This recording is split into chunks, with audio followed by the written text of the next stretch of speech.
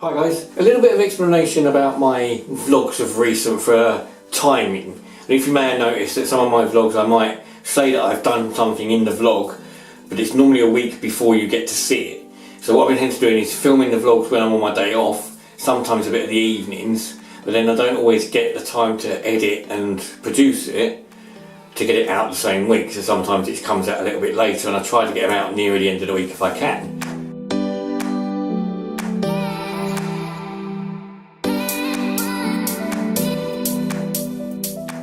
If I can get them out the same week that I film them, and I will do as much as I can to try doing that.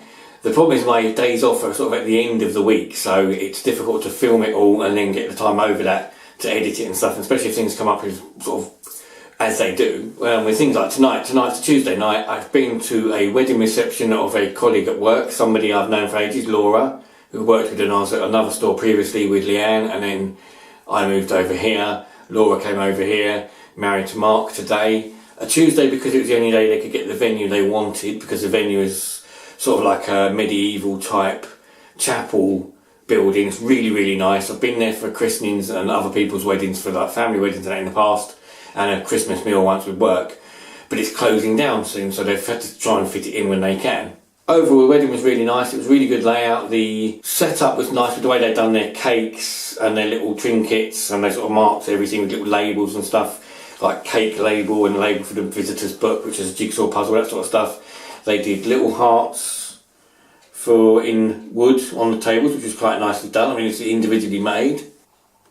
The naming stuff was really well done. I mean, they named lots of things. They even did a sparkler session outside when everyone had sparklers, and they had these little labels on the sparkles, which sort of let love sparkle for Mr. and Mrs. and the date of their wedding, so, and had their name on them. So they've done very well and planned it really well, actually. It was very well done. It was a little bit odd for me, a bit uncomfortable in some ways, because it's the first event, large event like a wedding or anything like that I've been to as a single person. You want to go to these things as a couple with the person you love and sort of share those sort of things, so it's very uncomfortable in that way. It felt lonely, slightly depressing. I wished I was with her. I wished I was, you know, the thoughts of it being ours. So at some point when we would have had ours, we'd planned to have one, so that wasn't very nice. Laura also was a friend of both of us, so it's just very uncomfortable in that respect, a bit weird. It's a very strange feeling to have if you haven't been single for such a long time, like going to these sort of things.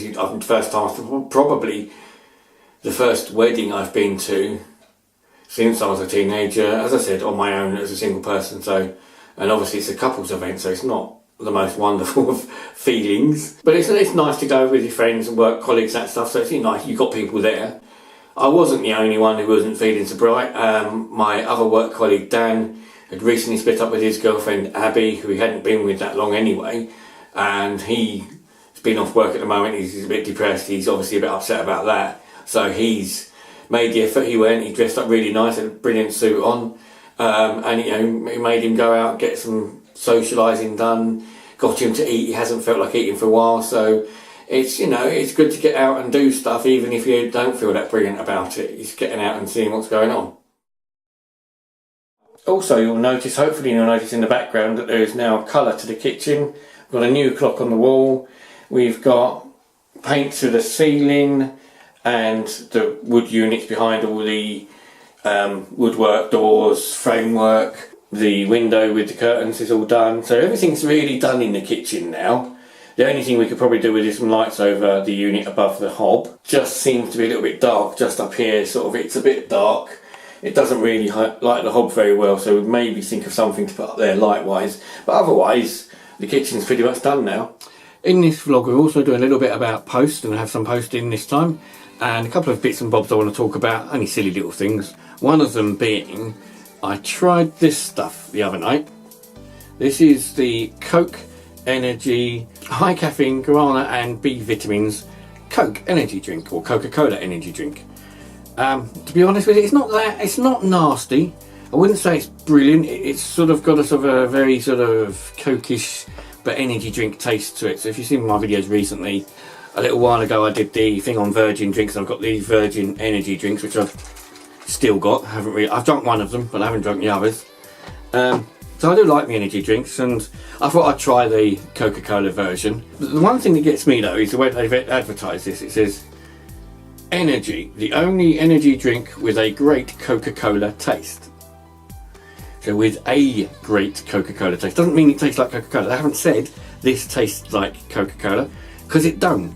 It tastes a bit sort of mushy, muddy energy drink with something else in it. It looks like it's been dragged up from the bottom of the Thames. I mean, it looks awful. But I suppose it's not bad. But if you're going to drink an energy drink, stick to your ordinaries like your Red Bulls, or even like this stuff, which I'm on today. Proper energy drinks. That's just, I think they're jumping on a bandwagon with the Coke name, but giving you an impression it might taste a bit like Coke, nah, that's not really fair. I have got some new posts through today. A nice big box. And in this box is the Native Instruments Machine Micro Mark II. Now I've been trying to get hold of it, or been thinking about getting hold of a Machine Mark II for quite a while, but that's the larger version of it. I looked at Machine Mark I, didn't like that. Looked at the Machine Micro Mark I, didn't like that. Current models on the market now are the Machina Micro Mark III and the Machina Mark III.